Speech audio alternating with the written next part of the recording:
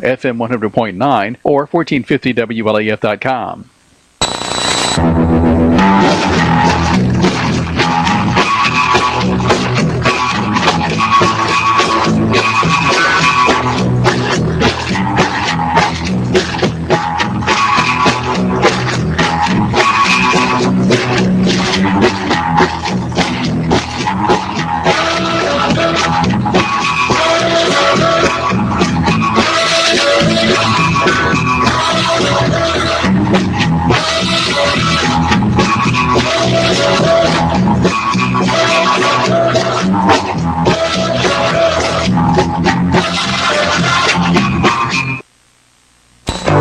Stop by Heights Finance Corporation today and see Sandy West for all your financial needs. We're located in the Carl Pierce Furniture Building at 220 East Central Avenue in LaFollette, Tennessee. We offer loans from $500 to $100,000. Former bankruptcies are welcome, so give them a call. Call 563-6797. That's 563-6797. Or stop by their office 8 a.m. to 5 p.m. Monday through Friday. Mule Pro FXT can't handle. The 2015 Mule Pro FXT.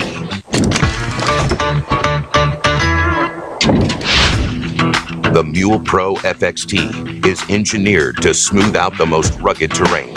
Over 8.5 inches of suspension travel make uneven surfaces feel a lot less jarring, while a tight 16-foot turning radius combined with electric power steering means easy and effortless cornering on a dime. Engine braking is tuned for a controlled feel when heading downhill, and high output LED headlights light up the way. Round out this exceptional package with the maximum stopping power of front and rear disc brakes, and there's almost nothing the Mule Pro FXT can't handle. The 2015 Mule Pro FXT. Hi, I'm Ann Love with Linda Kilgore State Farm Agency. I have worked in the insurance and financial services industry for over 20 years, formerly with the John R.W. Brown Agency. I'm a native Campbell County and enjoy helping people with their insurance needs. Stop by and see me for all your insurance needs. Riggs Drugs has been a part of Campbell County for generation after generation, serving our friends and neighbors. And now we have redesigned our store to better serve you. It's the same knowledgeable and friendly staff, but a new look and new technology to ensure you get your prescriptions fast. We've always got you covered from prescriptions to all your home health needs. We've always been more than a pharmacy, still offering a huge selection of gifts and decor here at the new and improved Riggs Drugs. Are you missing out on extra Medicare benefits that you may be entitled to? Hi, my name is Blake McCoy with Independent Insurance Consultants. If you have Medicare A and B and have Medicaid, TennCare, Q&B, or receive extra help on your prescription, drug premium, and copays, I want to make sure that you are receiving all the extra benefits that you are entitled to. Call me toll-free today, 1-866-691-5571, and let me help you. You're live. Good evening, everyone, and welcome again to Campbell County Issues. Tonight, I'm Helter Skelter. I just want to have a good show and talk to you about anything you want to talk about. I have got a couple of things that I don't care to talk about at all. I like to talk about them, and one of them is phones. I don't know whether you guys over here have the same problem that I have or we have in Scott County, but you can't seem to get in touch with your mayor or your commissioners or your school board members or anybody, because after hours they don't take phone calls and they are not listed in the book. So I just wonder if you guys have the same problem. If you don't have the problem, I want to hear from you why you don't have the problem. Because it would seem to me that because so many people truly don't know, and I'm sure that's the same here. You don't know who your city alderman is, or you don't know who your county commissioner is, or your school board member, if you've got a problem. And, you know, sometimes those problems may seem very serious to you, but to the elected officials, I haven't got time to talk to you about it, or that's frivolous. I don't want to hear about it. And so I'm going to start a campaign in Scott County, especially Scott County. But now Scott County, we go into Morgan County, we go into Whitley County, Kentucky, we go into McCrory County, Kentucky, we go into Campbell County, we go over into Jellicoe. Jellicoe, their Campbell County issues is on in Scott County. And we do get calls from Jellicoe occasionally. So anyway, I'd like to hear from y'all. I'd like to know if you have a problem. Do you think that if you're an elected official, that you must have your phone number? I understand. Now, I call the governor's office. I don't expect to talk to the governor. If I call my county commissioner, I expect to talk to them. They don't have a secretary, or they don't have any office personnel. But if I can't get an answer from a commissioner or a school board member, then I want to talk to the superintendent of schools, or the director of schools is what they call them now, or I want to talk to the mayor. And I really do believe that the mayor should be able to answer calls maybe up to 8 o'clock, 9 o'clock at night. Shouldn't be required to answer. It takes a phone call unless it's an emergency. It must go through 911 or something before 8 o'clock in the morning. This 4:30, 5 o'clock in the morning is for the birds. But in a reasonable hour, they should be available to you. If they're an elected, they're taking your money. So shouldn't they be willing to take your calls?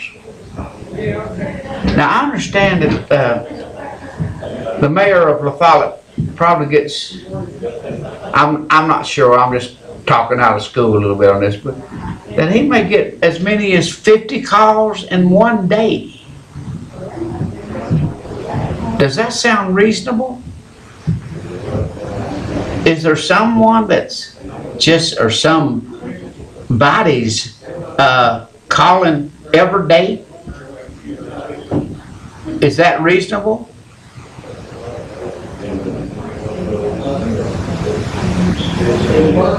Do you think that if you're an elected official that you should have your phone number listed?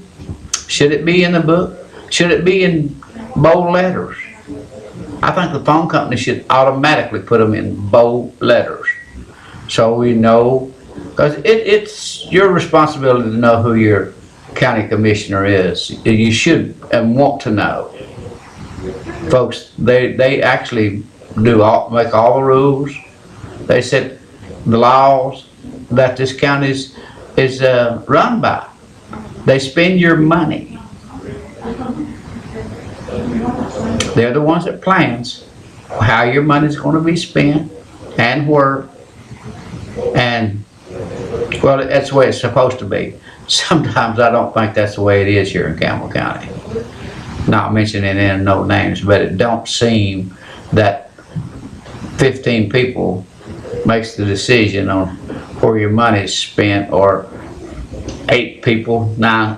So it just requires 8 people to make sure that it passes. And sometimes I wonder sometimes if even 8 people has read or understands what they're spending, and that decision's made. Well, okay, if they say it's good, I'll vote for it. Now I know that your 5th district up in Jellicoe seem like they just make wholesale changes every 4 years. I don't understand that, how it just automatically just bam, it's gone. Every 4 years you got 3 new commissioners up there. Now I have talked to some people, and I've talked to people that's actually in the commission that seems to think that this commission has a long ways to go. And you guys will keep changing. You changed 4 years ago, you changed 11 commissioners out of 15. This year you changed 10 this last election. So you can't continue to just roll them over and expect to get different results. They gotta get in there and get their feet wet, and if you have people that's more about following than leading, you got a problem. It's never going to change. How would you think that electing someone that hasn't been successful in their own life and their own families and their own being, how are they going to plan good for you? It's not going to happen. It's just not going to happen. So evidently, maybe none of you out there wants to talk about that subject. But I think it's a very important subject. Now I got another subject here that I want to talk about, and I don't know how to go about it. So what I'm going to do is I'm going to try to set a scenario about the missing woman Rhonda here in Campbell County. Now I don't remember exactly how many years ago it's been. It's probably been 6 years ago. You're on the air. Now just hold the phone here a minute. Now you know what you just said. What did I say? Now what we're going to have to do here in Campbell County is we're going to have to go out of county to elect the county commission. Okay. No, you ain't follow me, are you? Yeah, I'm trying to. I'm talking literally. So we're going to have to go advertise out of county to get us a county commission in Campbell County. Okay, go ahead. You got some reason why you're saying that. Well, you know the same reason that I'm saying it. Probably. You know, but I mean, and I'm saying it facetiously, you know, I mean, but it's the truth. You know, I mean, because we don't get nothing done. I mean, there's nothing. What's changed since you've been over here? Nothing. Absolutely nothing. So, I mean. Well, I told you that there would be some reason that Tom Hatmaker would not be reelected for a second term as a commissioner, didn't I? Well, I knew that. I knew Tom, and I mean, because he stirred the pot too much. Absolutely. I like Tom, and I wish we had more like Tom, you know, because Tom took the time, and I mean, he studied the issues. You know what I'm saying? Right. He worked it. He worked it. Absolutely. It was a second job for him, you know, and that's what it takes. But I'm not going to get going too far because they'll run me out of county tonight. I'll let you get going there good, and then I'll chime in here shortly. Okay. Appreciate your call. Okay, baby. Thank you. Have a good one. Bye-bye. But as I started to say, it's been a few years back, a woman in Scott County called me. She called me twice. I'm going to get these. You're on the air. Yeah, Ariel, on these county jobs, I don't know if they're all put out for bid or not, you know, publicly published or whatever. But I've heard a lot of people will say they'd like to see them, you know, published where they could put a bid in on them. Some of them told me that a lot of jobs they don't put up for a public bid. And Now, the county commission can set a rate.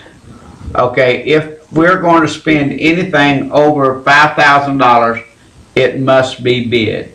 Or they can say, no one can write a purchase order for more than $10,000. Or it must come up for bid or become before the county court to be approved. So there's ways to really cheat on that thing big time. One of the things how they could do that is, okay, if I've got a department here and that department, the supervisor can, he needs a piece of equipment that cost is $20,000. Yeah. He can write a purchase order for $5,000 or $2,000 and get that piece of equipment, and it's pay for that piece of equipment as if, you know, it's pay to own. And whenever that piece of equipment is paid for, who owns that equipment? No one knows who owns that equipment. Yeah. So 9 times out of the 10, that person that purchased the equipment can write it off, do something other, because it happens. It happened at home. One of our elected officials took home a $30,000 bulldozer. See, that's not right. No, it's not right. Oh, But anyway, it's that's how they can do different things. But I'm not saying that anyone here has ever cheated or done anything wrong. But whenever you look at what happens in the Campbell County financing, or even the running of the court, it's just beyond me that 1 or 2 commissioners and the good Lord finance director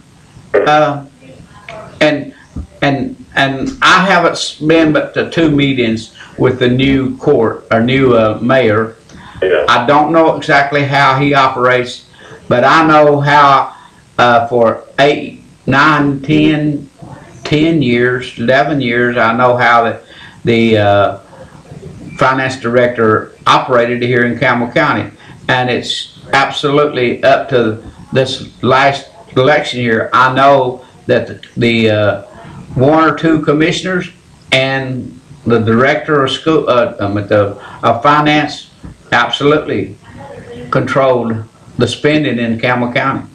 Yeah, I believe, I don't know the county mayor that good, but what I've been told about him, I believe he's an honest man, but I like to see him make some changes. Well, I don't know that we've ever had anybody that's what you would say dishonest. Yeah. What I would say, if you have people that don't break the law, and if they're not breaking the law, I don't know if that's dishonest.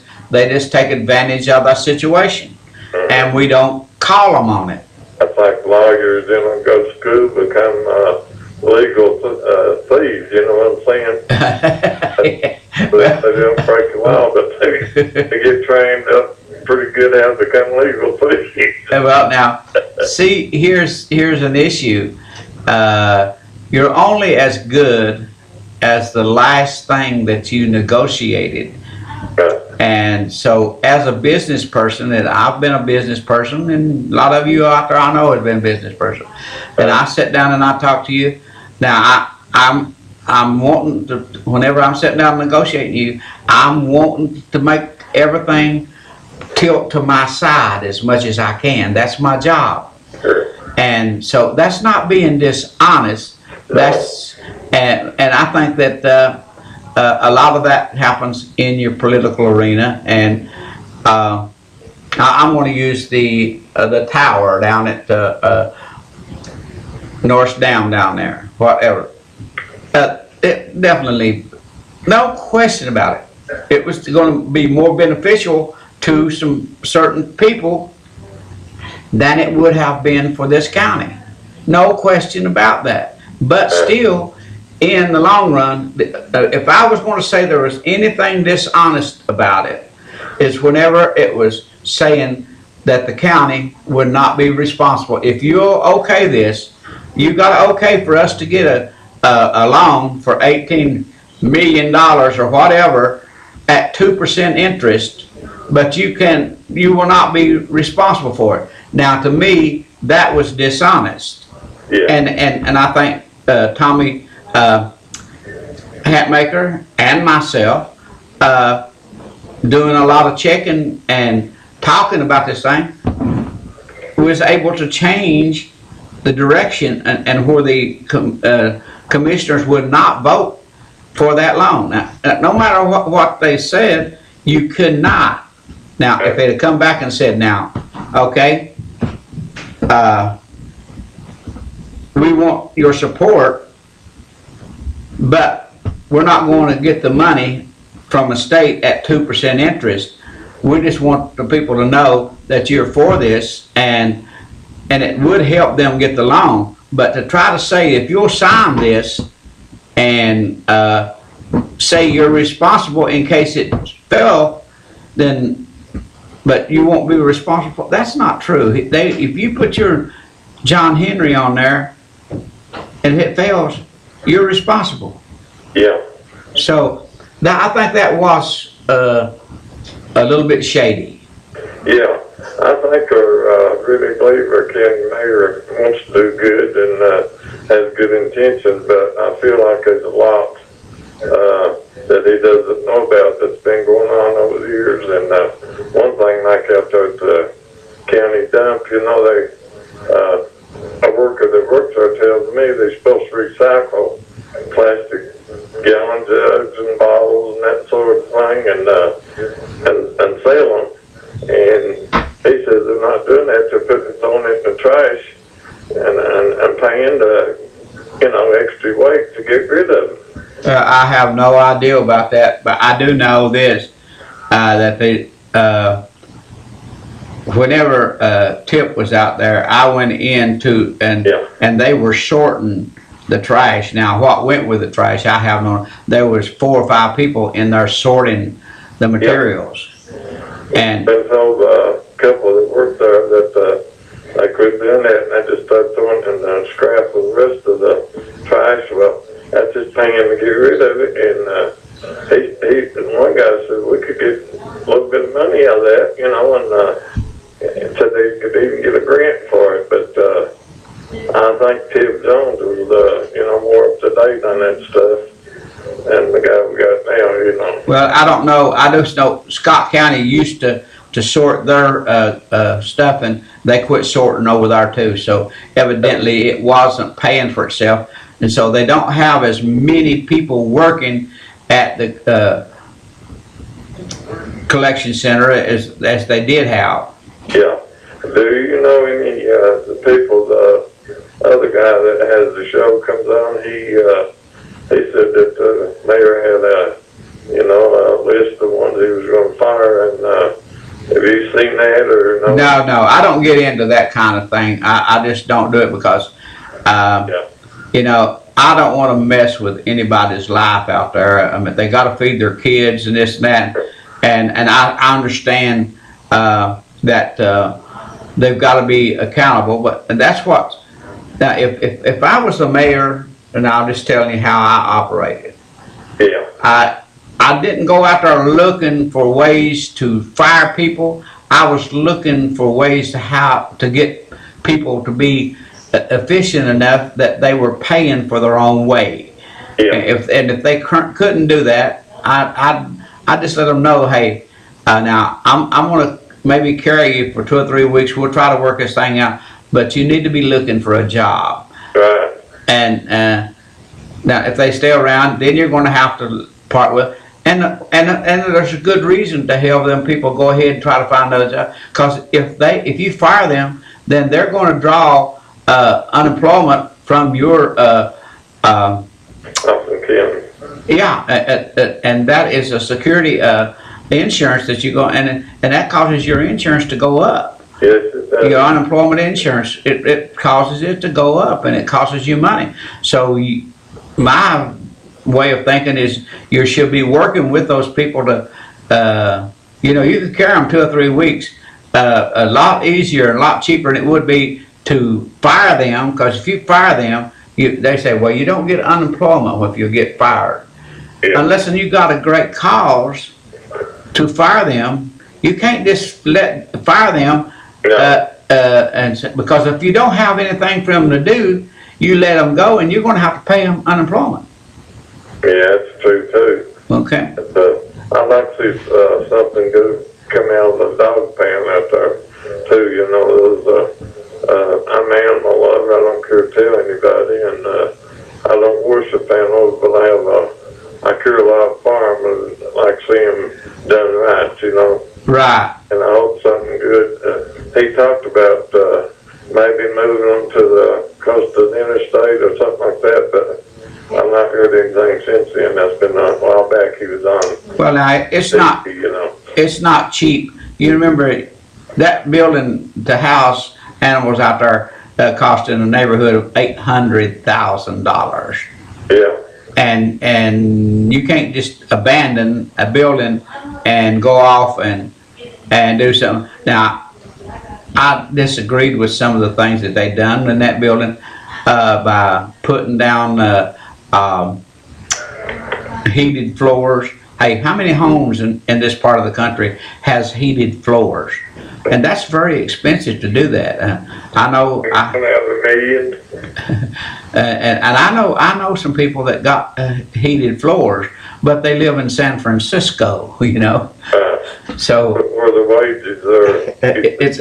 It's a different world. Yeah. And notice, I hear people gripe and complain about, like in this county here, about not having this, not having that, and the county that if they don't have enough money, there's a whole lot of stuff they can't do, you know. That's right. And then they'll gripe about these other places that have to pay high taxes, but they got better roads, they got better schools, and on, you know.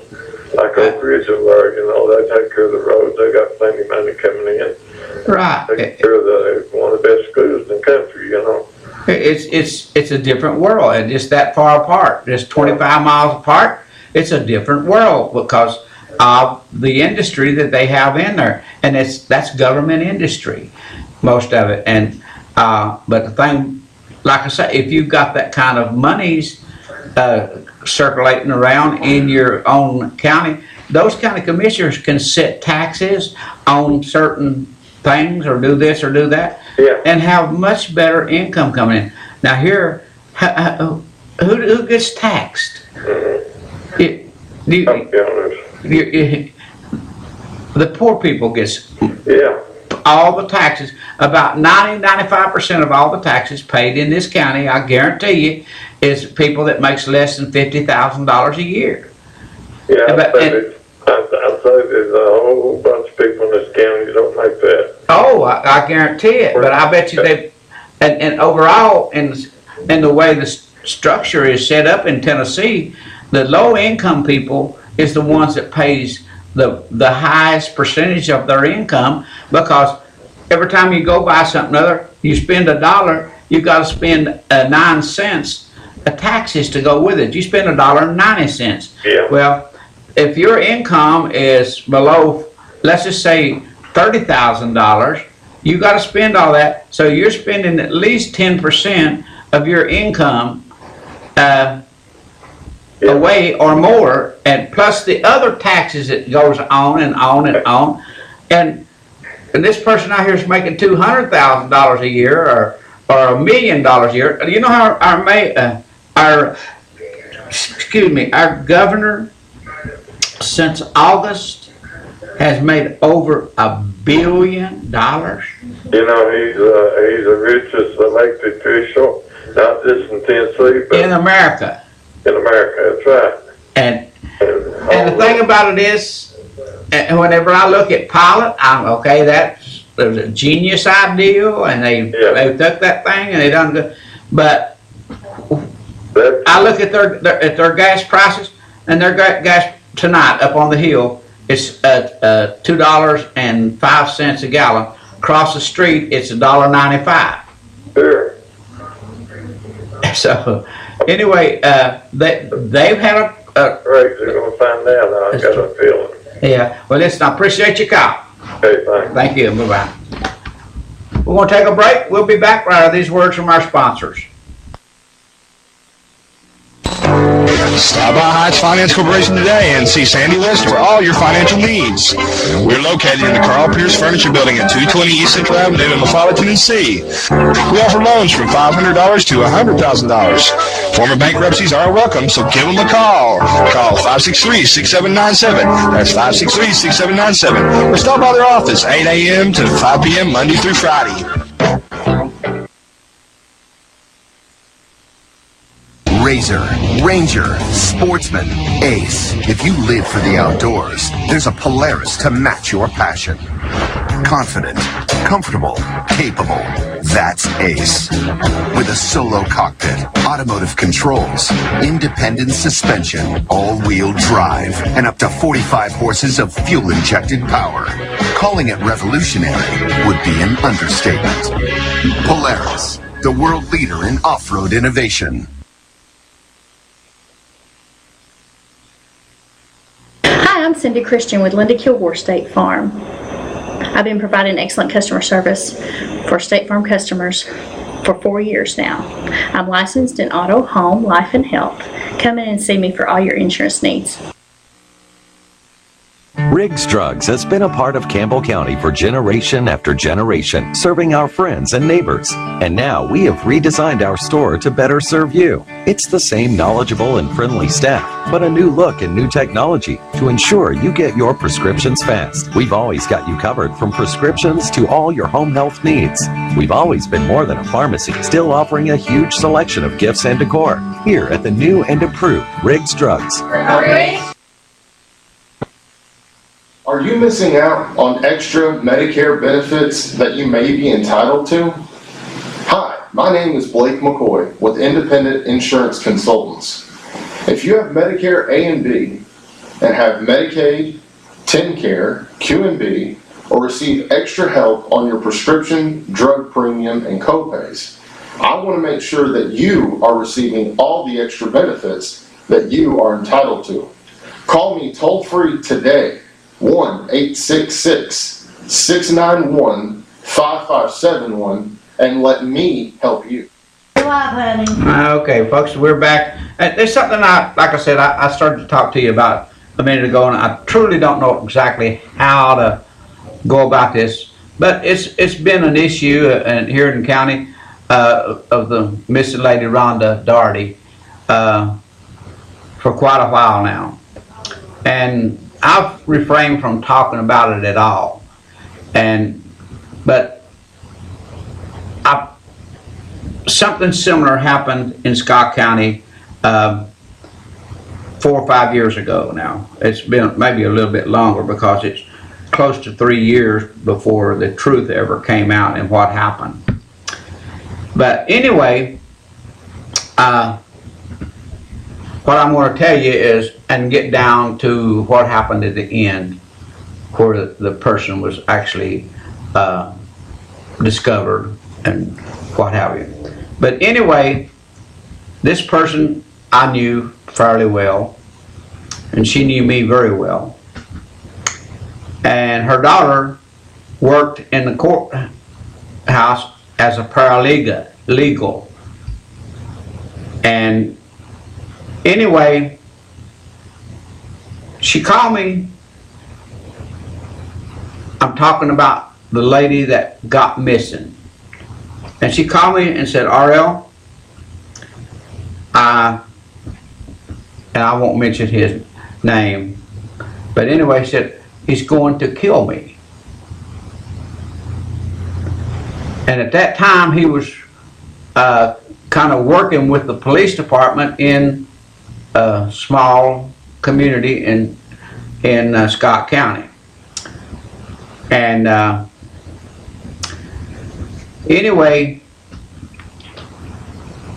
I said, what do you want me to do?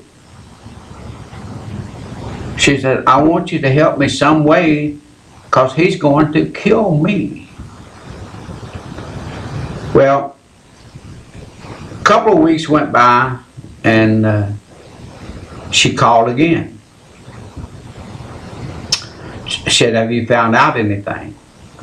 Now I'm trying to connect this with a case here in Campbell County that's not pertaining to the Rhonda Daugherty case. The case just happened to be the allegations that maybe a gun had went off in a restaurant here in Campbell County. Now, how do you equate those two together? Well, again, this lady in Scott County ended up being murdered.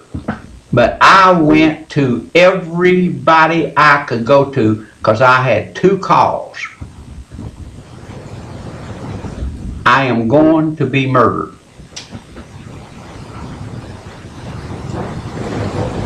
And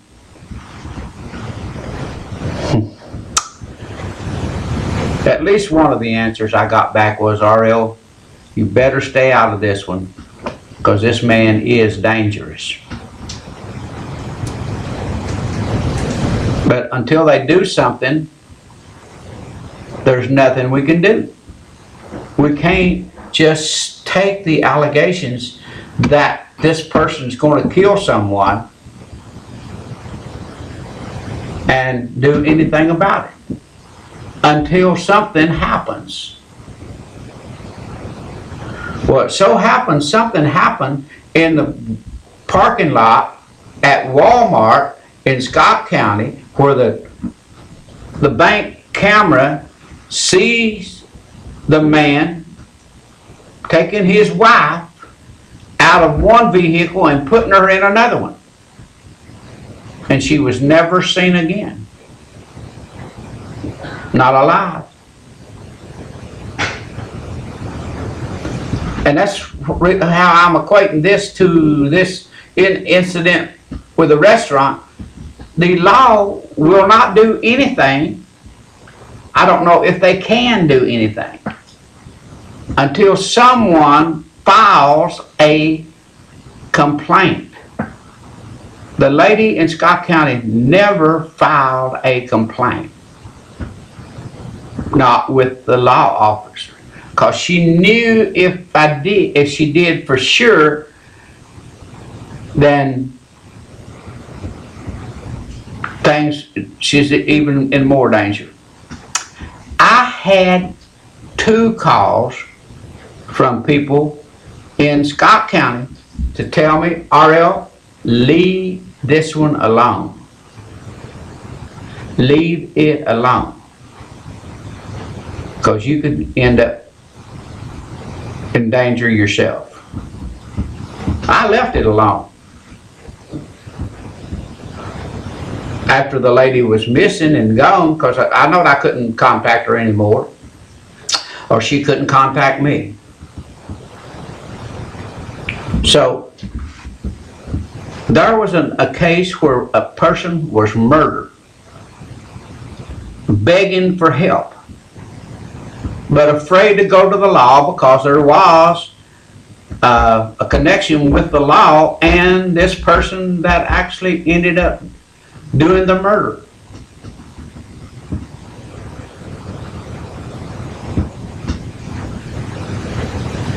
And I wouldn't care to take any kind of test you want. That's the truth if it's ever truth, any truth that's ever been told. They could not find the lady until they went, and this guy was on probation. He had done some things before that was really illegal, and he was a gun maker. He could actually take a piece of steel and make guns. But anyway, to make a long story short, him on probation stuff, and whenever they started to tearing down his house, looking for stuff. They found guns, and he was not supposed to have any guns. And he ended up, for having those guns and under a federal case and what have you, he had to, he got enough prison time that it would just look like it was impossible for him to live past the prison time that he had received. And again, the kids of the woman that he killed, again, he was their stepfather. They worked out a deal with him. And in fact, but I was at the courthouse the night that they announced that they knew where his wife was at. Because her kids had called me and wanted me there. So anyway, I go to the courthouse, and his daughter said they know where mom is at. We made a deal with our stepfather. If he would tell us where mom was at, we would not prosecute him. We would not seek the death penalty. He already was in prison without a chance of getting out till he died. So at least he bargained for his life, forever how long he could live without being on death row. And he told them where to find the kid's mother. They went straight to the grave. He had just one of the a road that led up to well, it's Chitwood Mountain, and right close to the Campbell County line, just a few feet off of a ATV trail. He had buried her, and she had laid there for about 3 years. All this was going on, and they couldn't find her, and they looked, but anyway, they found their mother and buried her with her. But folks, Rhonda Van may be the same kind of case. If this person, or Rhonda Daugherty, I mean, if this person actually murdered her, then he would know. But he won't ever give that up, probably, unless he can say, because you know those kind of things is, if they hide them or whatever, it's premeditated murder. So there's a chance of the death penalty. But as long as they keep that secret, they can't prosecute for premeditated murder. So I don't know, and I don't know that Rhonda Daugherty is deceased. I don't know that. I don't think any of us knows that for sure, except if whoever did it, or if someone did it, or did she decide to leave the country on her own or whatever. We'll probably never know until a court and the person is prosecuted or something, whatever, until they feel safe or just accidentally turn up onto a body, because and this is a hard one to really address. But I've been asked, why don't, and I've worked hard on trying to come up with a way to talk about it. And I've heard all kinds of stories, folks. And you can't talk about those stories unless you know for sure. And I don't know for sure about none of it. I just know what happened at home, and I knew the people that was involved. And here I have no idea. I've never met any of the people that's involved. So that's about all I can say about it. So if anybody's got anything they want to say, I can take it, but be careful on what you say. Now, nobody wants to talk about phones.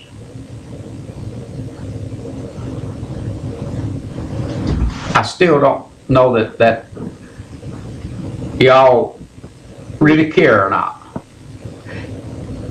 Well, I care. I like to be able to pick up the phone and call my representatives whenever I need to, which I don't ever call them unless I really, really need to.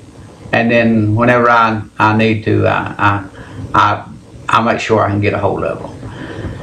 Okay, I'm ready to talk to you about anything you want to talk about. I seen something happen here in La Follette a couple of weeks ago. It was down on the 4-lane, or where between here and Jacksboro. I was sitting at the Burger King, having me a double cheese. I didn't have the big one. I get the little one, folks, and just one, and no fries or anything with it.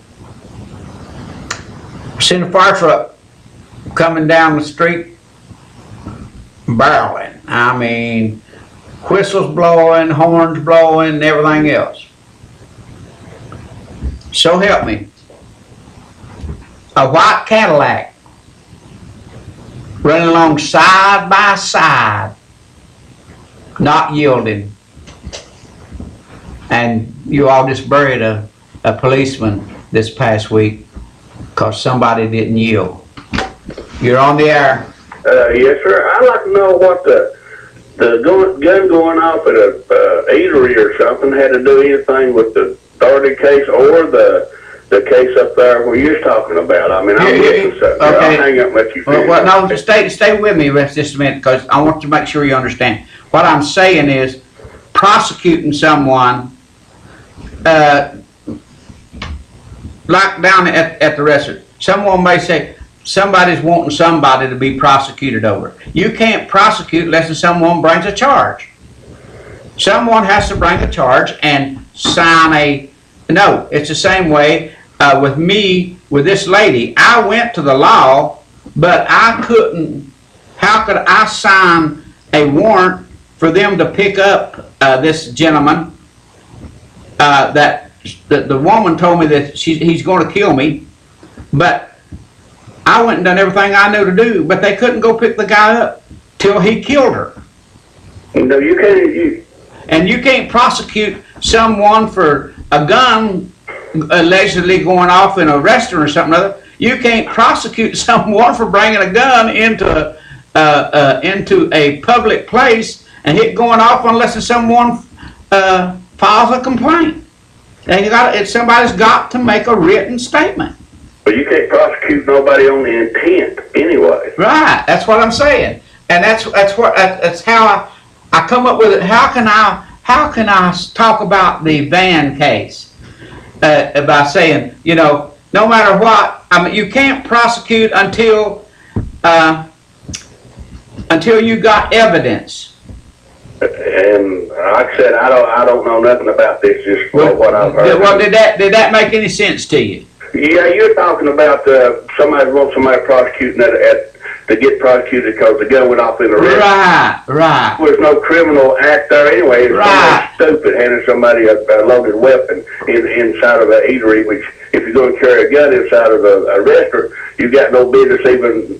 Nobody should ever know you've got it on you, period. It's like I can carry my gun down Cold Lake or White Park out here, you know, anywhere I want to, or Walmart, but nobody ever sees my gun because who do you think they're going to shoot when they come in there? They're going to shoot the man with a gun. Absolutely. Okay, thank you. But I hope you understand now. Okay, I understand what you're talking about now. Okay, thank you. Bye-bye. Okay. Give me a call. We'll talk to you about anything you want to talk about. But like I said, I searched hard for a month on how can I make a comparison to and talk a little bit about the bank. You can't prosecute until you've got some evidence. That's the reason why you don't see people bringing these things to court every time something happens, because it's so hard to make anything stand unless someone is there to say, I want something done about it, and I'm willing to do whatever it takes. And like in the case of the lady in Scott County, like I said, I knew her and her kids, most of her kids' lives. We weren't close. We didn't associate with each other. I just knew them. And then she knew, and she called me twice and said, Ariel, he's going to kill me. I go to the law, and they said, well, what can I do? There ain't nothing I can do. She's got to come and file a complaint against him, and then we'll have a restraining order. I believe she did that. I'm not 100% sure, but then she comes up missing. Well, he had already had a criminal record, a pretty bad record.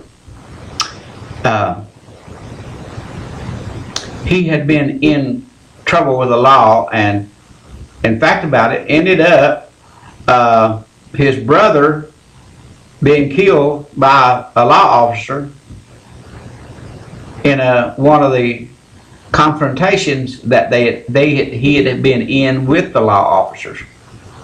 But it's still years later down the road, he hung out with the police department of one of the towns there in Scott County and was very close with them.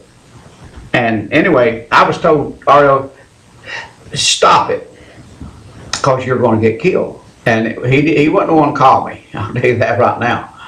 And then I had another lady to call me that I knew very well. I said, Ariel, you need to just back. He knows that you're working this case some to try to help Wanda. And I said, okay. I've done my last. I don't know what else to do. Anyway, give me a call. We'll talk to you about anything you want to talk about. I got another hour and 10 minutes, and I am raring to go. But like I said, on this fire truck going down the 4-lane over there, or down there, I'm staring right, a white Cadillac now, side by side, running down through there. They didn't pull over to give him full both lanes to move or move around or whatever. Just riding right along with it. Now that's where I would say if a fire truck or a police car or an ambulance and they had a camera, click on that license plate, people like that don't need to be driving, folks. They have no business driving. Now, if they've been slowing down and trying to get off the side a little bit or anything, I could handle that. But running along the side, and then on the other side, they weren't slowing down either. It just don't make sense to me. But anyway, how does any of you feel any harsh or anything about that? Anybody out there even got anything that they want to talk about tonight at all? Anything? Because I've got one subject here I can talk about that'll upset a whole lot of people. A whole lot of people. But I want to wait till after 9 o'clock to do that one. But give me a call, somebody. Mr. Henson, give me a call because you like to philosophize with me. We can do that for 5 minutes. We'll see what's going on. But because it's hard to sometimes.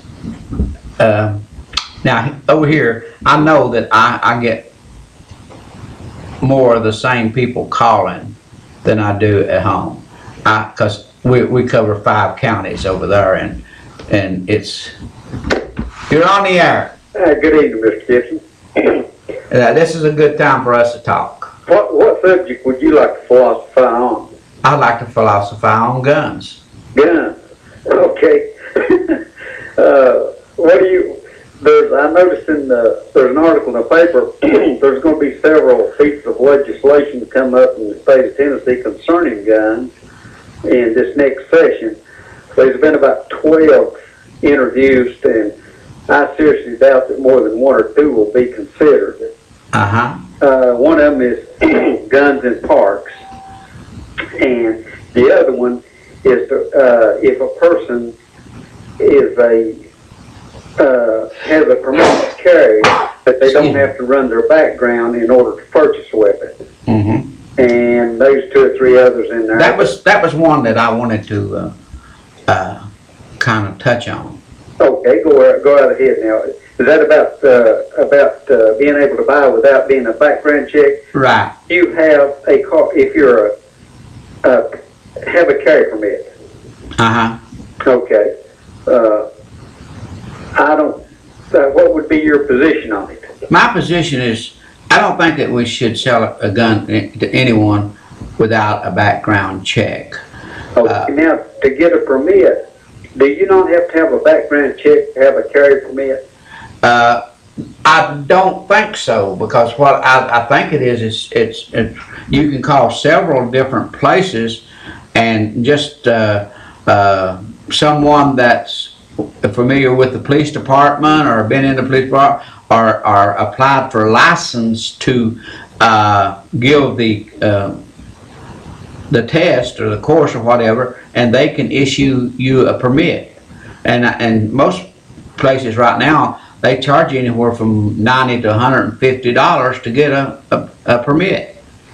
Okay. And you can't do it. You can't do a background check for $150. Well, this is a money issue. A police officer. Well, let me put it this way: anyone who has access to the files of I don't even know the acronym for it now. You can go back and see if a person's wanted for anything. Go back through the computer, and they can do this NCIC. And they can go to, in just a matter of seconds, they can punch in any kind of relevant information like your birth date, name. Chances are your social security number, if you want to use that. But they can run a background check on you, and well, it's about as fast as whatever your fastest computer is. Yeah. Computer is.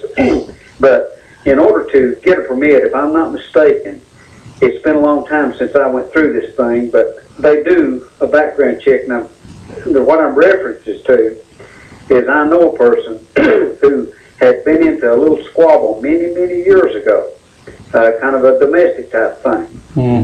And this went years, back in, I don't know how many years ago it was, but anyhow, that was still on there. And that wouldn't show up without it was a pretty strict background check. And of course, you've got to do the fingerprints and all that type of stuff. Right. Yeah. The other issue, like carrying a weapon in a park, to me, if you're certified to carry, I don't see any problem with carrying a weapon in a park. Now, I'm not talking about flashing one. I'm talking about having one on your person for the purpose that it is that you're permitted for is for self-defense or defense of anyone there. Let me think. I can't remember all the exact words, but you're entitled to use whatever force to protect anyone, I think, within your, I don't know, presence or whatever it is. But still, yes, you're held liable for anything that goes wrong. In other words, if you fire around, you're liable for wherever it goes. Uh-huh. You're held liable for that. And I think, if I'm not mistaken, through the bonding process, you have to be bonded. But the bond does not cover your person. It covers the agency that's issuing the permit. Like when you put up the bond, I believe you're bonding the county. I'm not certain on that. I'm not certain on that either, but there's probably someone out there that could clarify that for us. You're up against a hard trade. Yeah, but my issue, and then I'll take the break. My biggest issue is instead of making things a little bit harder to get guns, this is making it much easier to get guns, in my opinion. And I don't. Nothing we can do it's just like drugs. We can't stop the Saturday night specials. These $75, these $100 guns. There's so many of them out there that there is nothing we can do about them anymore, I don't think. What we're doing, we cannot control our environment and our society as to where things have gone to. The only thing we can do is try to protect ourselves and those who are close to us, and hope that there's enough people of the right state of mind and whatever to do that. Okay. Appreciate your call, buddy. Hey, there's another issue that you might bring up, and that's the measles thing. And if you don't get any whatever, I may call back and we'll discuss that. It'd be great. Okay. Hey, Thank you. We'll be back right after these words from our sponsors. Stop by Heights Finance Corporation today and see Sandy List for all your financial needs. We're located in the Carl Pierce Furniture Building at 220 East Central Avenue in Eufaula, Tennessee. We offer loans from $500 to $100,000. Former bankruptcies are welcome, so give them a call.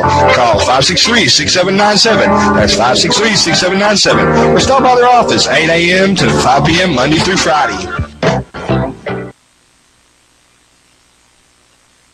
Mule Pro FXT can't handle. The 2015 Mule Pro FXT.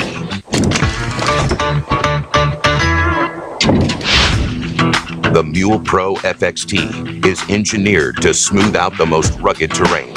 Over 8.5 inches of suspension travel make uneven surfaces feel a lot less jarring, while a tight 16-foot turning radius combined with electric power steering means easy and effortless cornering on a dime. Engine braking is tuned for a controlled feel when heading downhill, and high-output LED headlights light up the way.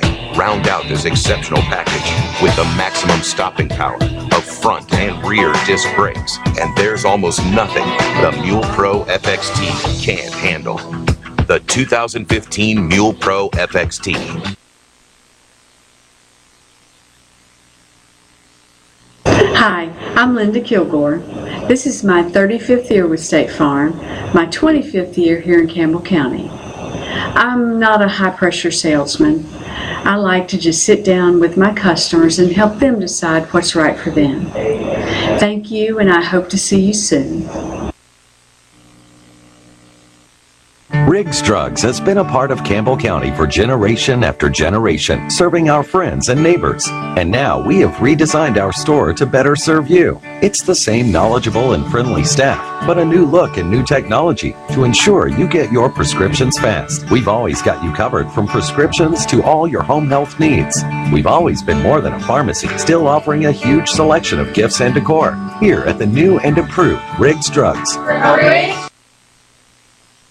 Are you missing out on extra Medicare benefits that you may be entitled to? Hi, my name is Blake McCoy with Independent Insurance Consultants.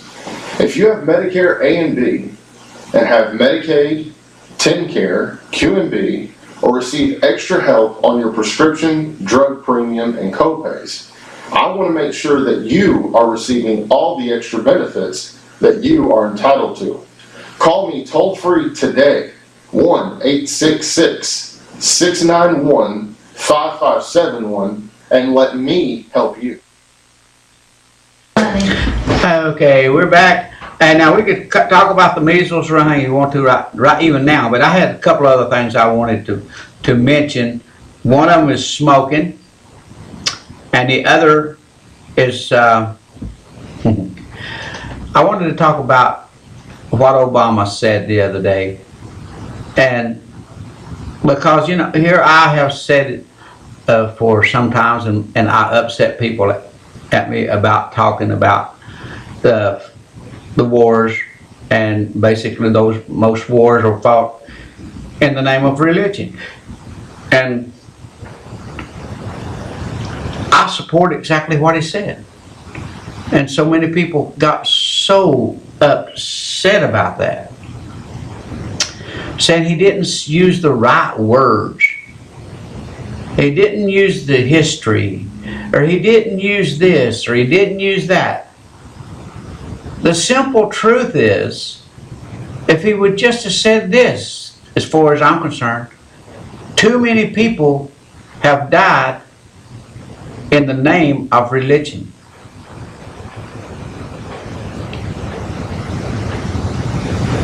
Too many people have. Look down through the years. In the name of how they believe, other people believe different than what you believe. He tried to put out some words or some, but am I stupid? When we look back at all the wars down through history, even the wars you look at Iraq, the Kurds, the Sunnis,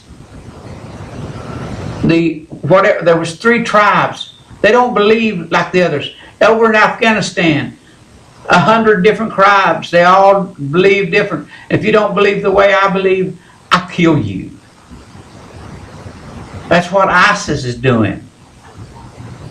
Didn't they? A group of people, the Sunnis, or was it? No, it's the Kurds, that they had trapped against the mountain, and they was trying to walk across. Hundreds of people died because they was telling them you got to convert to Islam or whatever. You got to convert, or we're going to kill you. And a lot of those. What they're saying is in the thousands.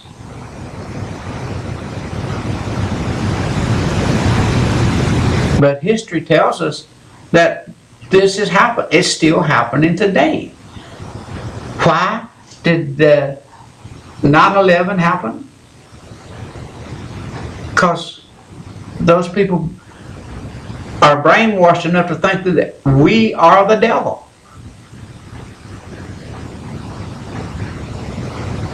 It's kind of like at our last presidential election, folks. It was really bad. The one before that,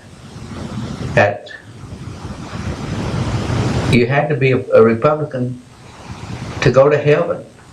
You couldn't go to heaven if you was a Democrat.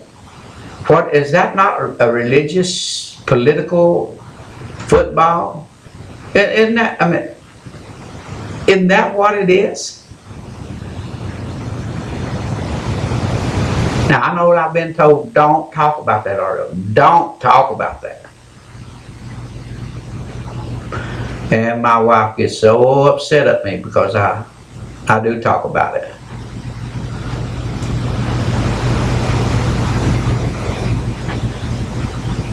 But how wrong was it? I know I've got 2 or 3 people that watch me out there every week that definitely don't agree with me on this kind of stuff. So give me a call. Let's talk about it. I'm willing to debate it right here in front of everybody.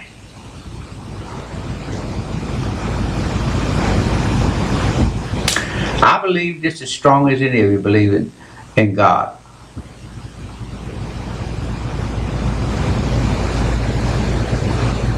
But I believe it's something that we should be able to debate and not get angry, because I've read the Bible where angry is sin.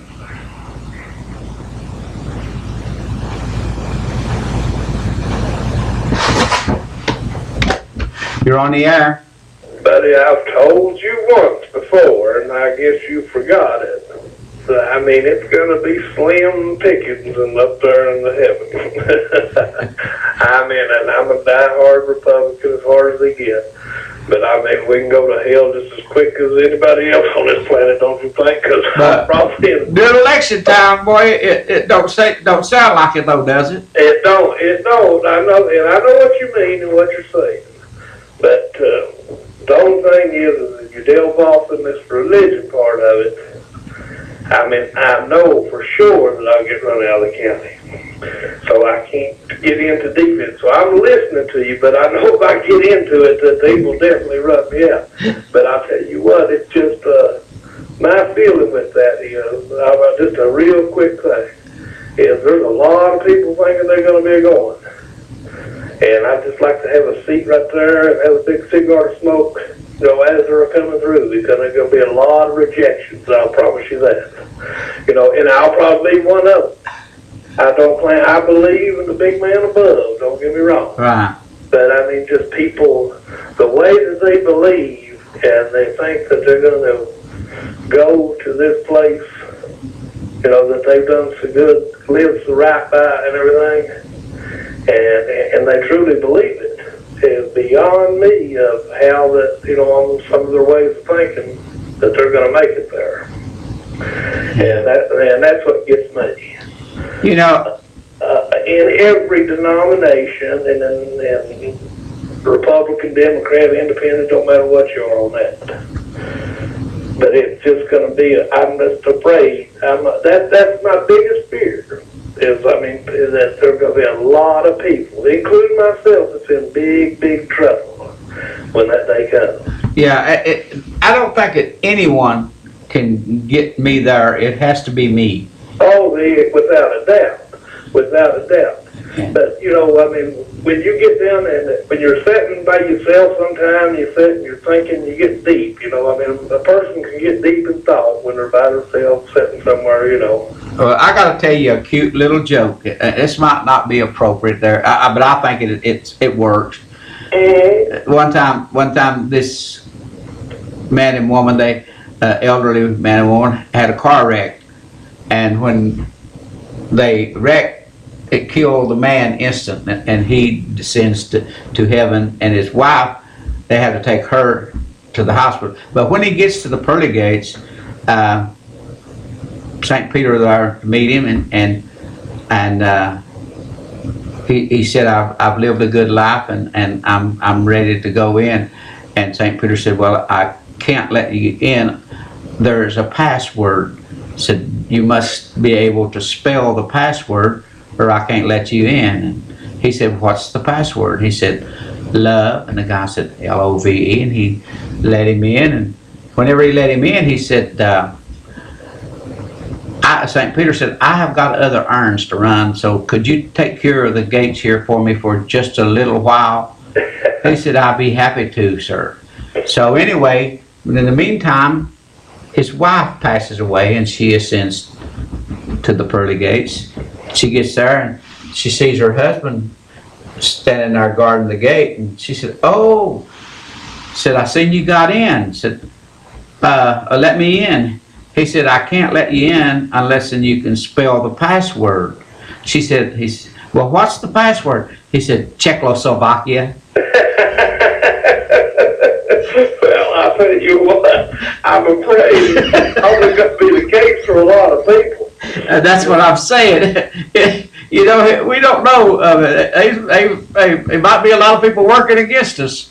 Hey, I tell you, I mean, it is when you get to think about it. You know, of course, everybody wants to think that they're living. You know, I mean, if you're trying to live halfway decent in your life, you know, of course, we all make mistakes, and that'll be the first thing, you know, somebody will say, well, nobody's perfect. Right. And then by far they ain't. I did mess up 2 times in my life. But, you know, the thing about it is we're supposed to strive to be. Right. You know, and when you do that, then you ain't supposed to sit back on a pedestal and, you know, tell you, judge this one for this or judge that one for that. Right. And think that it's right. They don't see how that they can read the good book and get that out of it. That they can do it and that it's fine. Yeah.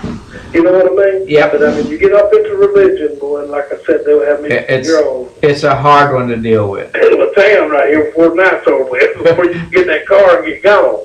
We appreciate your call. See you, brother. Thank you, bud. You're on the air. Ariel, I kind of disagree with you on that Obama speech there. The way he made it sound was like, you know, American people was just as guilty as ISIS people, and I don't agree with that. Well, now he was saying that it was, and we might not be in the same category as ISIS, but the black man, just 50 years ago, in this country was considered a 2/3 person. This day, I mean, last night we had the same question. From the county line in Scott County to Huntsville, there's 10 churches. 10 different churches. Yeah. Now, within a 10-mile period space, and everybody's got cars now, why do we have 10 churches? Because our churches can't get along with each other. Even inside the congregations, they don't. And they get mad, and they split, and they'll just go right down the road, a half a mile or whatever, where they can get some land. Somebody will donate. One of the members or somebody will donate some land. They'll start collecting money, just like right here in La Follette. A month and a half ago, you hadn't seen a church just split because of money. But we just split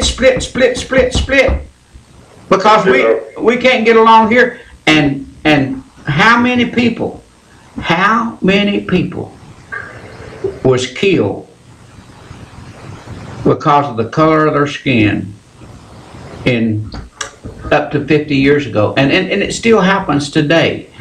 And we do have a certain amount of that happening, but not like ISIS. No, it ain't even in the same category. But we are split as a religion, big time in our country. But the difference is in America, see, we've lost many souls who shed blood for the freedom of that choice. They can have 1,000 churches in an acre if they want that thing. Absolutely, and I'll agree with you. See, and countries over there, ISIS, they don't know what freedom is. There's no comparison when you come down to it, because people here like the Methodist Church and the Catholic, Baptist, and Holy, you don't never hear them going out and blowing people up and stuff like that. That's a craziness over there. Now he made it clear. Now they're black, and if you can remember. In Alabama, what was it? 5 or 7 kids was killed, and they found out. And what about the Ku Klux Klan? There's been a lot of bad stuff going on. And see, that's not no 800 years ago. And hey, people have been killed in Scott County. I don't know. It's in the 20th century, in the 1900s, that there was several black people killed in Scott County because one of them or somebody raped a white girl.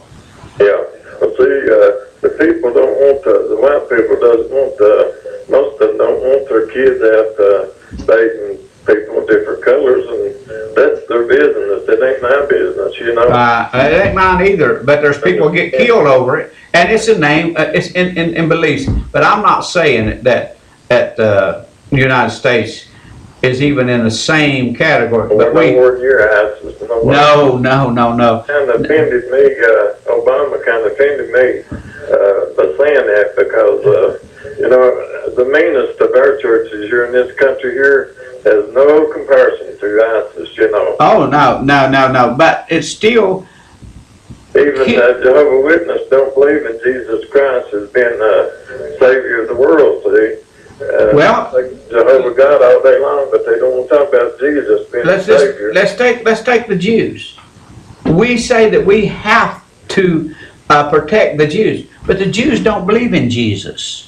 Well, they will someday. At their point in time, according to the scriptures, they will all believe in the real Messiah. See, they don't understand right now. They're blinded to the truth, but someday they will come to the light. That's in Well, see, here's what's...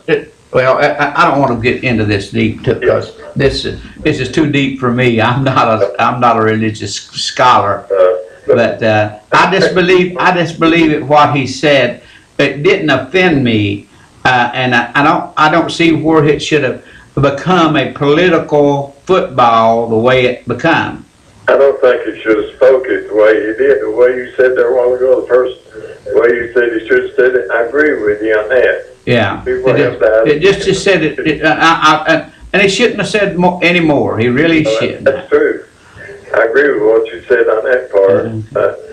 You know, black people, you've got good and bad, just like. Oh heck, I knew some very good black people, and I knew some very bad, mean white people. Yeah, I had some.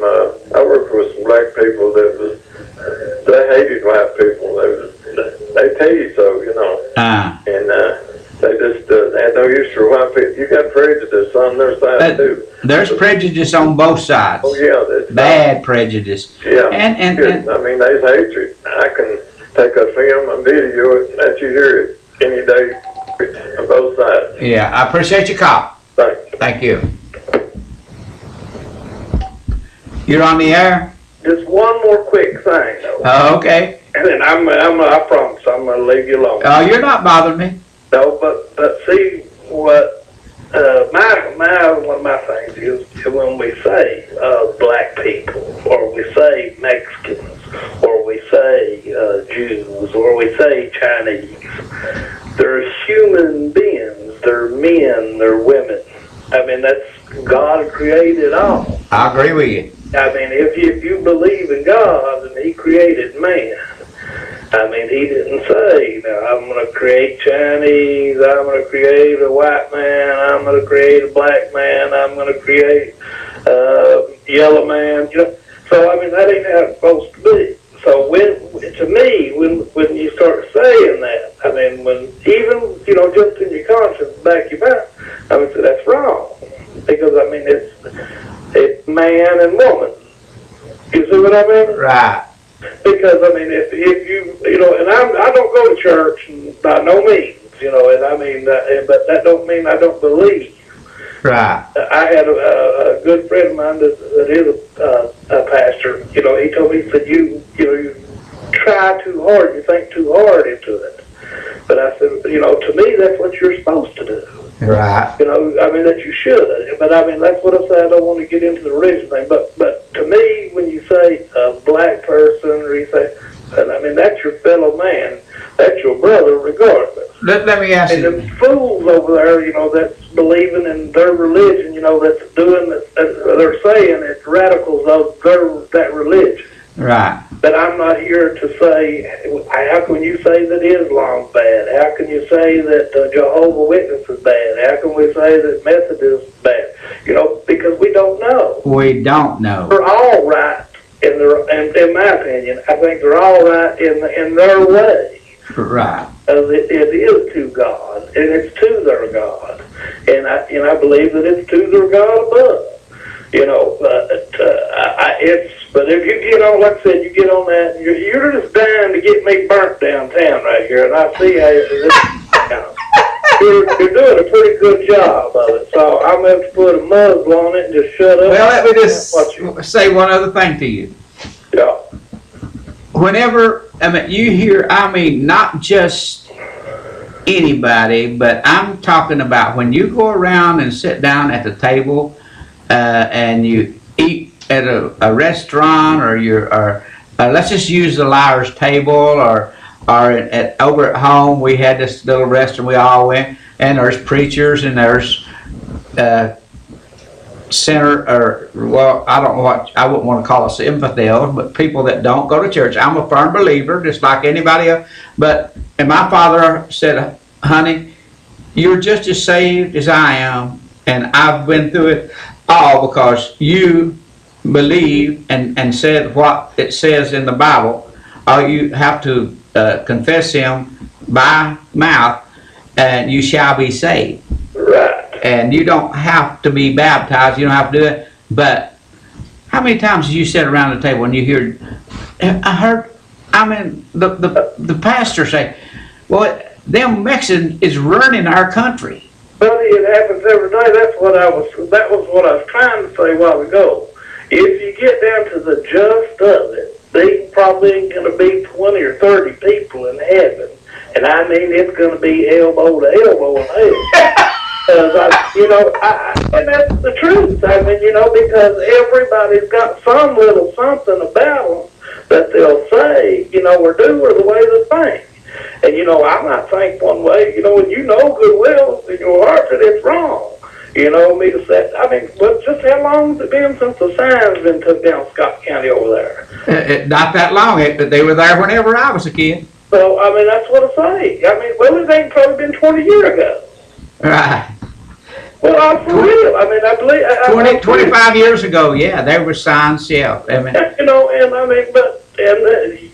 it's that way all over the world, though. It ain't just black. It's right. Just ain't white. It's like you say, Mexican. But do you really think in your heart that when you get up there and those same people will say, "Why, sure, come on in. You're just fine as frog hair. Come on." That you know as good well as I do that people that it's not going to pan out like that. No. So, and like I said, I know what you're trying your damnedest to get me burnt down here. I'm going to watch the show and start watching PBS or something for me now. So, no, you're not going to give up on me, are you? No, I just aggravate you. I enjoy it, and I know there's a lot of people that watch it that won't admit to it. But you get out here, and I had a buddy just yesterday say, well, I heard you call in last week, blah, blah, blah. I enjoy it. I just enjoy talking, and I love politics. I always have. Yeah, I do too. It's just part of it. But there's people that, even on your slow night, there's people listening to you, whether you think they are or not. There's just as many people on a slow night as there are on a fast night. They sure are. I'm not saying that they watch the whole show, but they will turn in to see what's going on. Sure do, and they're afraid that they're going to call in, their voice will be known. Somebody next door say it, and then that'll be their ticket. I can't go to Walmart unless somebody will stop me and say, "What are you going to talk about tonight?" Well, but I tell you what, I'd go. If I'd be in your seat right there, I know that they barbecue me right there on that spot. It lasts about 30 minutes, then they have that building burning. You better know it. Hey, if I don't already more than you have a safe trip on, but we enjoy you. Okay, appreciate you. Okay, thank you. Bye-bye. See you now. Okay. I'm almost on a hard break again, and I want to talk about the measles thing, and then I was going to talk about smoking. I don't want to talk about smoking. I want to talk about Aunt Hester. Her columns for the last 2 to 3 weeks or 4 weeks has been, really hard on aldermen and on the county commission.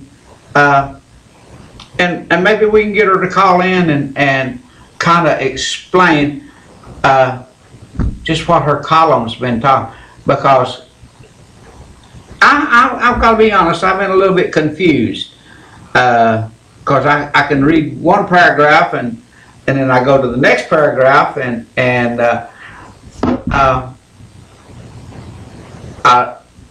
I get confused whether she's really hammering the alderman in La Follette or the commissioners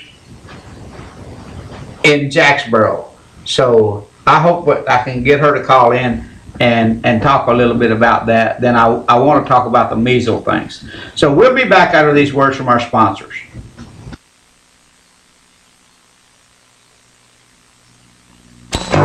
Stop by Heights Finance Corporation today and see Sandy List for all your financial needs. We're located in the Carl Pierce Furniture Building at 220 East Central Avenue in Eufaula, Tennessee. We offer loans from $500 to $100,000. Former bankruptcies are welcome, so give them a call. Call 563-6797. That's 563-6797. Or stop by their office 8 a.m. to 5 p.m. Monday through Friday.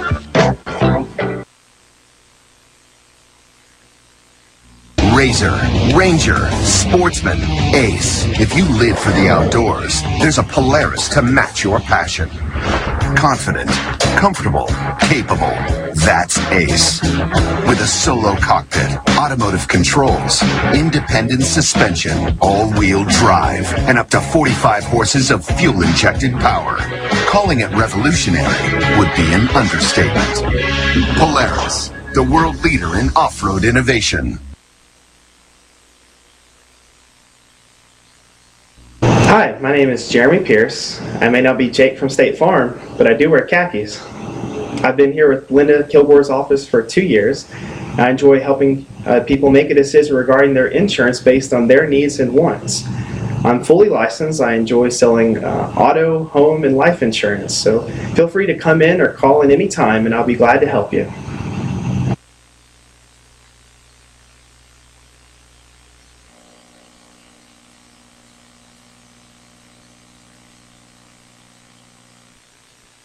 Riggs Drugs has been a part of Campbell County for generation after generation, serving our friends and neighbors. And now we have redesigned our store to better serve you. It's the same knowledgeable and friendly staff, but a new look and new technology to ensure you get your prescriptions fast. We've always got you covered from prescriptions to all your home health needs.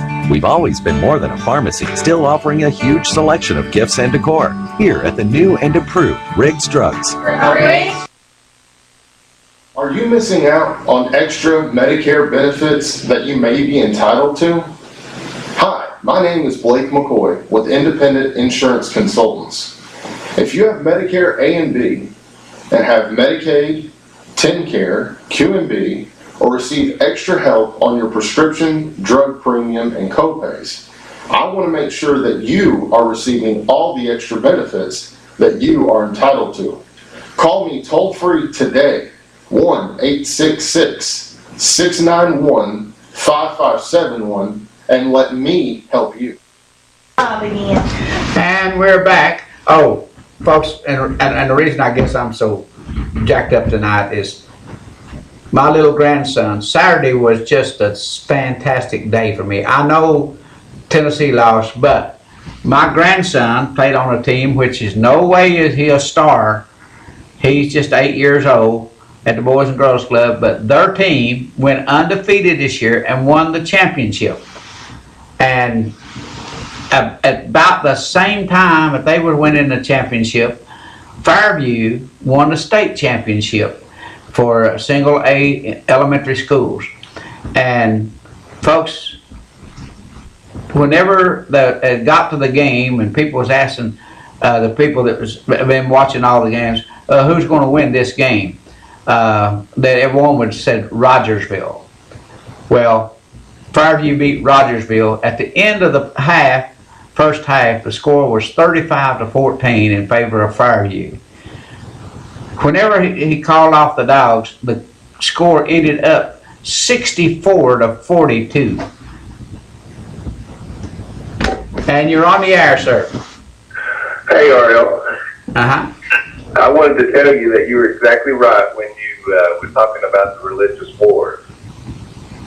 I knew we were in trouble when Bush said that God told him to go invade Iraq. Yeah, I don't believe God tells anyone I wouldn't either. anyone what to do. I believe it in my head. I can thank God. I think that God. I can listen to God, but I don't thank God, because when you start hearing those voices, usually those people are in trouble. You need to go see a psychiatrist. Appreciate your call. All right, thanks. Thank you. Okay. Now, Ann Hester, if you're watching, I would like for you to call.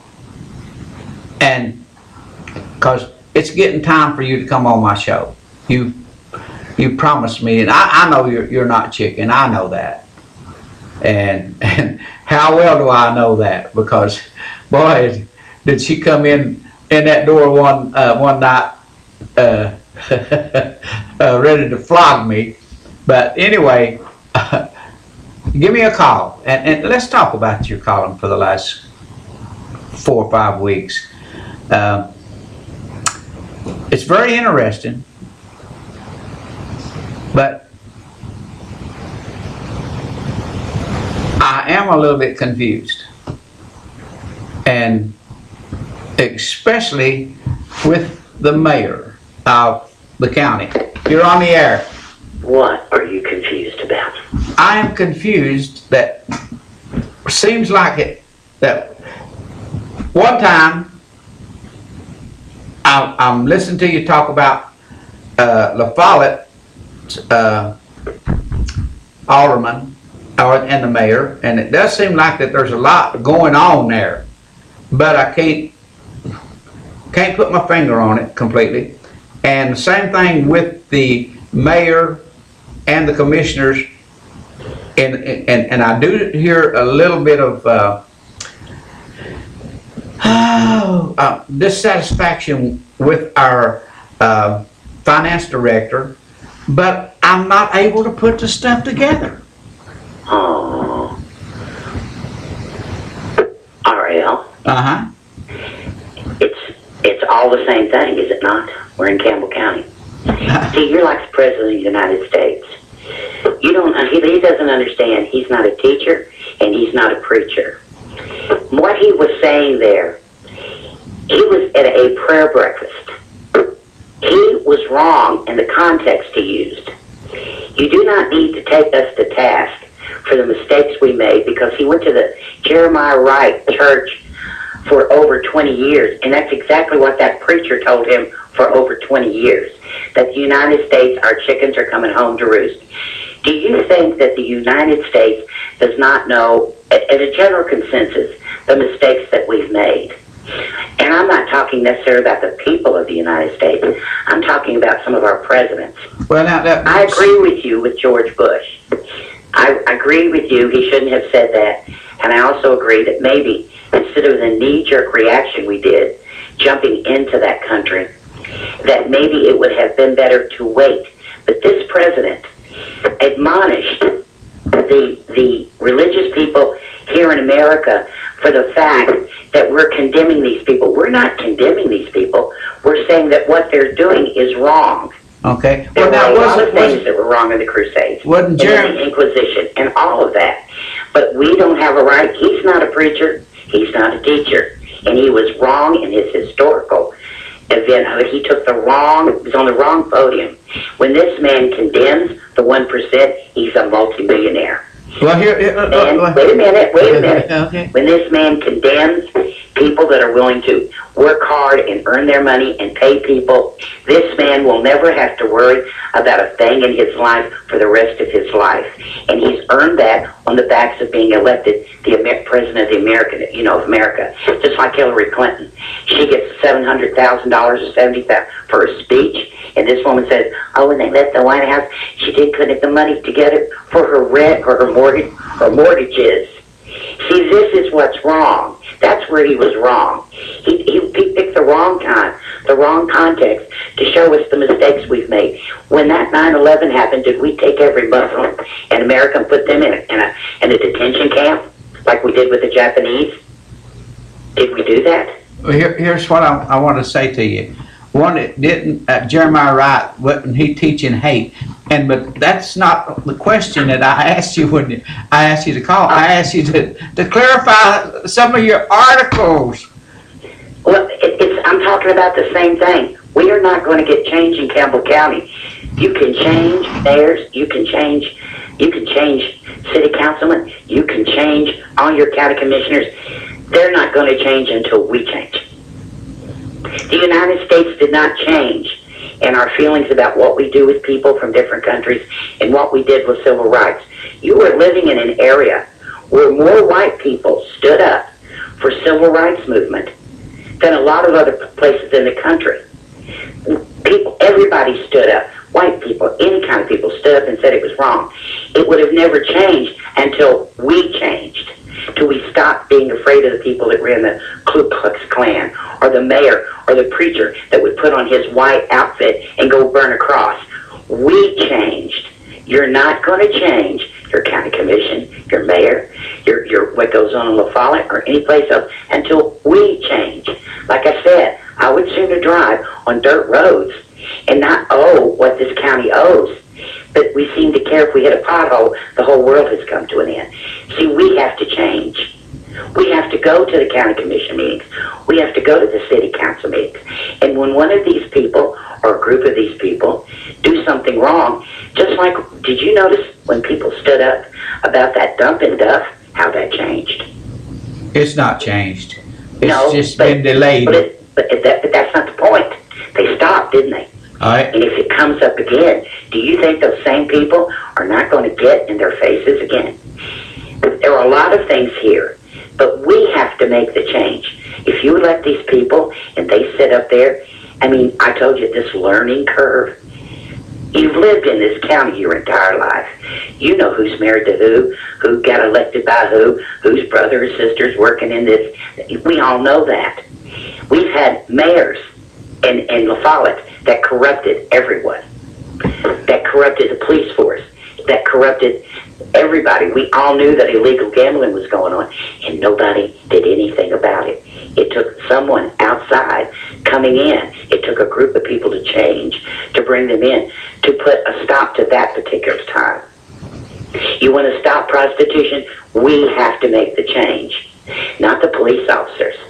We have to change. We have to say no more. No more, and not allow. We have to get out. How would you do that? I tell you what, these ladies that walk the streets, I'm going to call them ladies, they're organized. They've got cell phones. When they see a police car, they call the other girl and say, "Oh, get off that corner." And they've got men here in politics that will pick these women up off the street in broad daylight as if they're invisible. They're not, but nobody will say anything. Well, his brother or his cousin or his mother or father, they own this company. If I say something, my brother's going to lose his job. Well, if they fire everybody, how are they going to get their work done? We have the power. Have you not seen it?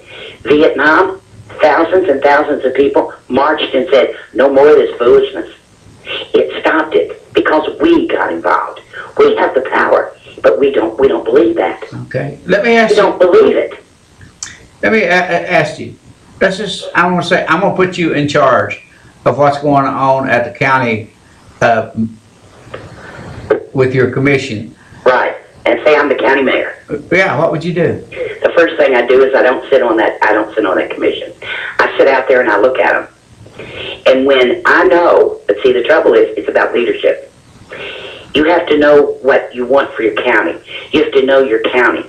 And when you see these people in front of you, as I think a terminology is jiving and shucking, you got to call them on it. And you turn around to, if there's 4 people sitting in that audience, see, I'm your mayor.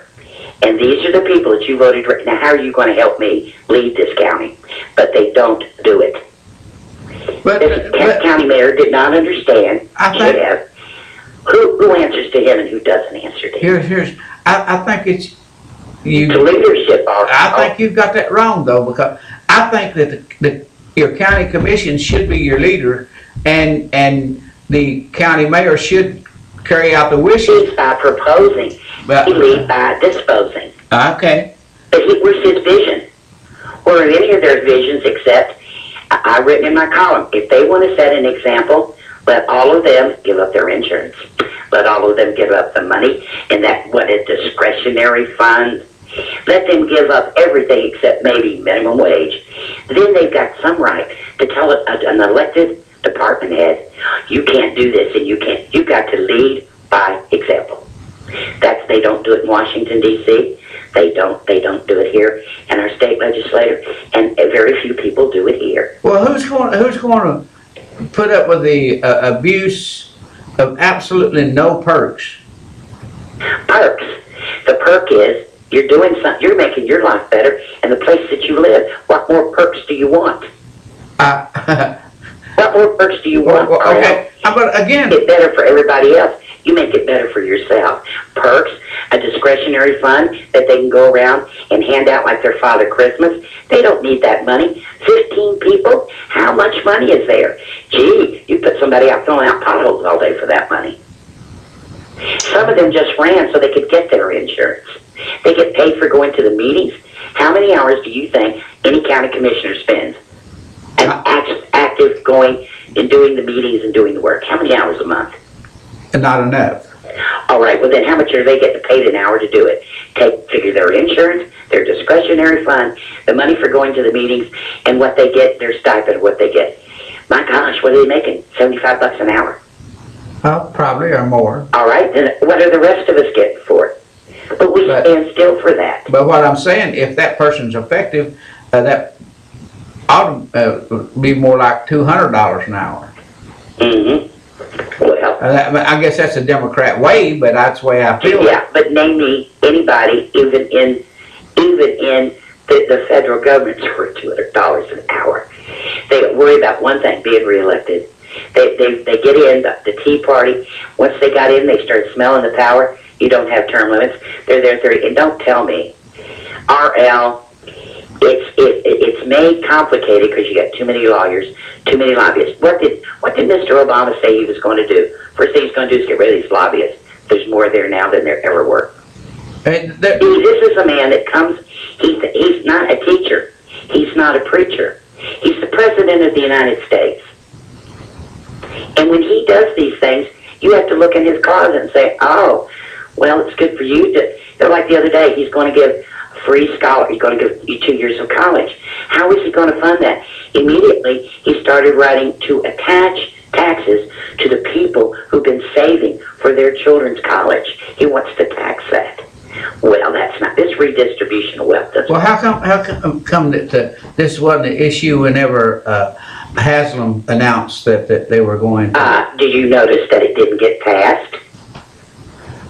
But Did you notice it didn't get passed? But you didn't make an issue. Because I knew it wasn't going to pass. Now. I mean, I don't, state legislature, there's nothing much going on there that incrementally does not go on in your county and your local government. It's a different project with a different name.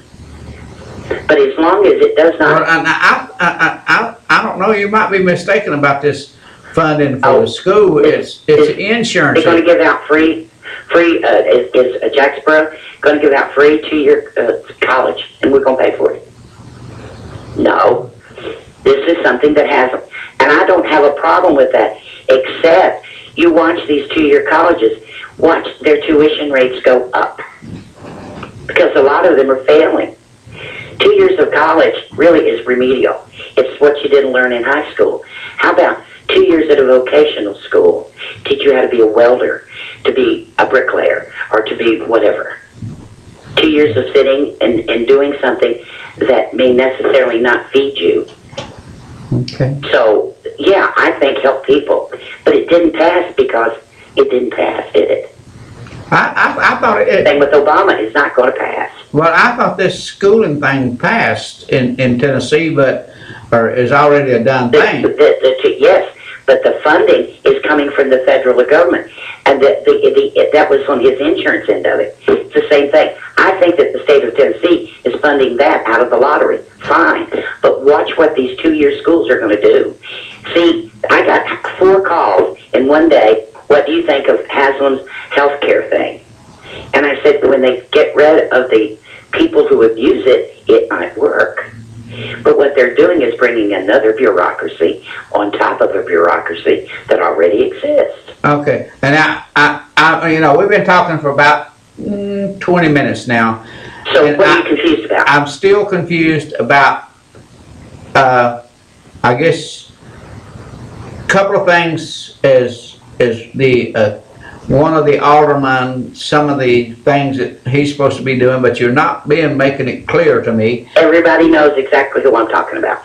And no question about that, but I'm still not clear on that one, and I'm not clear on the issue of like the jail and all the monies that's been spent in the county commission. How can you actually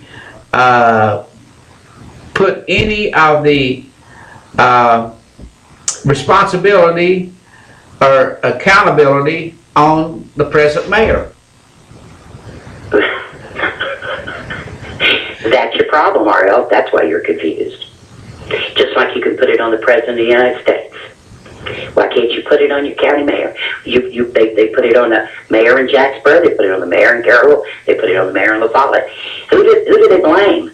When it hits the fan, they blame the mayor and they blame the city council. When something goes wrong here, they blame the mayor and they blame the county commission. Who gets the blame? But look at the way that government is set up down there. Who do they blame? They won't vote for that mayor again. They didn't vote for William Baird because of some of the stuff that he did. Who do they blame? So when you decide that you're going to run for mayor of this county, you better know this county. And you better know its people. You don't play the game of the people. You're getting in the game and you're leaving the people who put you in out of the game. Okay. Because does he think he knows better? Does he think he ran the Chamber of Commerce for how many years? And he does not know how politics work here in Campbell County. He doesn't know how fraught it is. Now, as far as the finance director, I'm sick of hearing about him. If he's running the show, then he ought to run for county mayor. He ought to be responsible. He ought to be elected if he's got that much power. Well, he has that much, believe me, he has that much power. I know it, you know it. But how did he get that much power? Because your mayors were willing to let somebody else do their job. That's because you do not have a finance committee that has veto power and says, no, you're not going to do this. You're going to have to bring this back to the county commission again.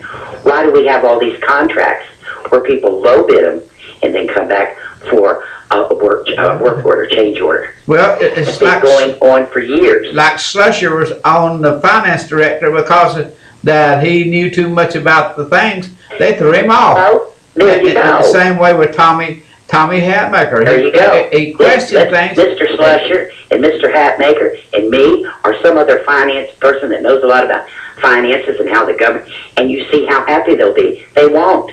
They won't because they don't want anybody to. They don't want anybody to tell them this is wrong. Well, let me ask you something. Can you make a commitment now to come on my show? One of these days. Okay. Listen, I'm going to let you go. I'm going to get off here because I still think you're confused like Mr. Obama. Oh, I still am. Bye. Bye-bye. Okay. I got about 6 or 7 minutes, and I wanted to give anyone else that'd like to call. I'm still, I really am. I don't know how that you could hold the county mayor responsible at this juncture, because I don't know what he has done to increase the county debt, and if you already got it, it's there.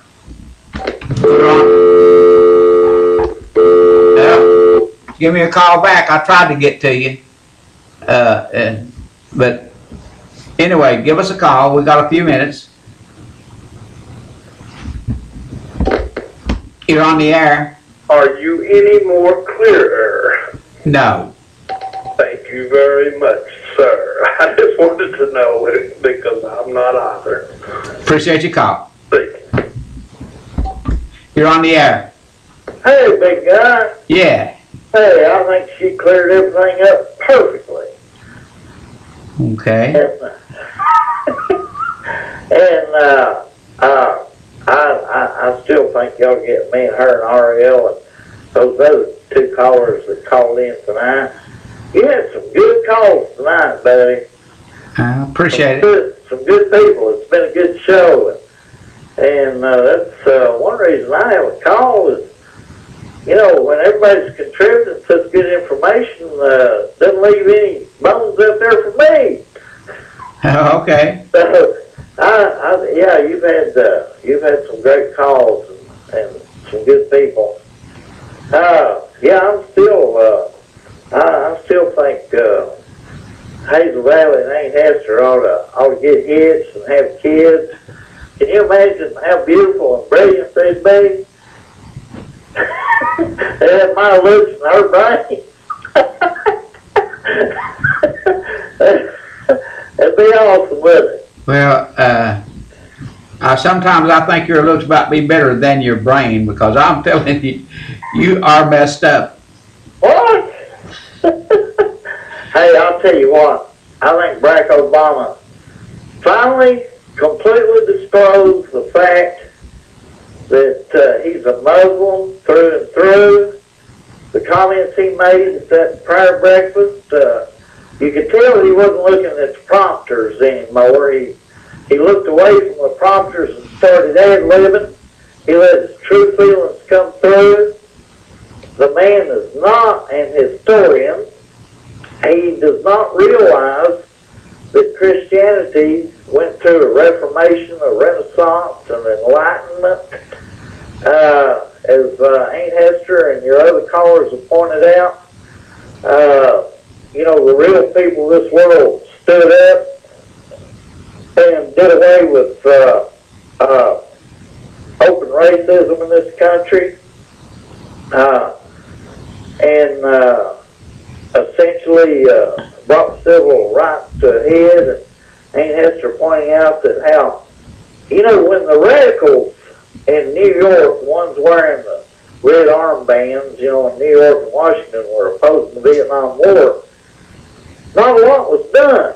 But when Middle America started standing up against the war, you know, when we started bringing bodies home from Vietnam, and it was obvious they weren't fighting that war to win it, you know, that was too high a price to pay. And as Aunt Hester pointed out,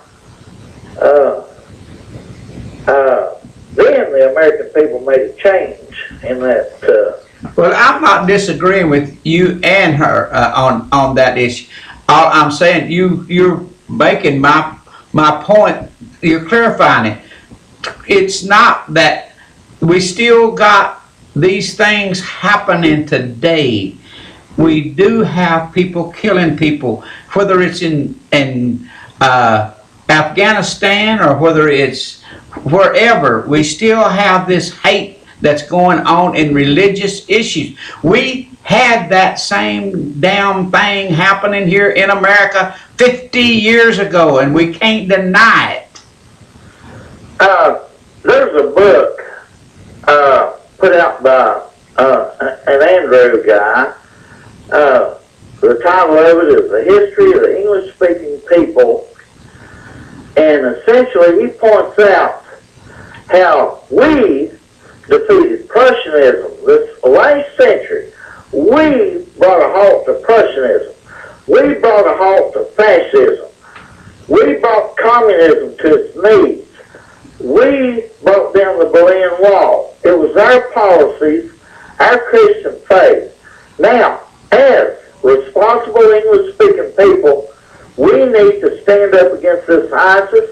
They are a bunch of outlaws. I'm 100% for that. I'm 100%. But here's where my issue is. It's just like the King of Jordan said, it's our war. Let them fight it. Provide them with the tools they need, but don't put our soldiers on the ground to do it. Now, we have a volunteer military force. If they want to go, I think they ought to go and get all the practice they can get. Appreciate you, call. I got to go. My time's up. Hey, well, thank you, and you have a safe drive home. Great show tonight. We appreciate you coming over here and doing this for us. Thank you. Hey, good night. Good night. And good night, everybody. I really enjoyed it, and don't get me wrong, I try to deal with the hard issues and you don't read it wrong, but 50 years ago, and I know that Ku Klux Klan was definitely killing people and absolutely trying to scare them to death too. He did, and that's not the issue. The issue is a lot of this stuff is done because of our beliefs, not just ours, everybody's. And what's going on with ISIS and what's that other one name? It's crazy. It is, and those people are crazy, and they're crazy in their beliefs. Good night, everybody.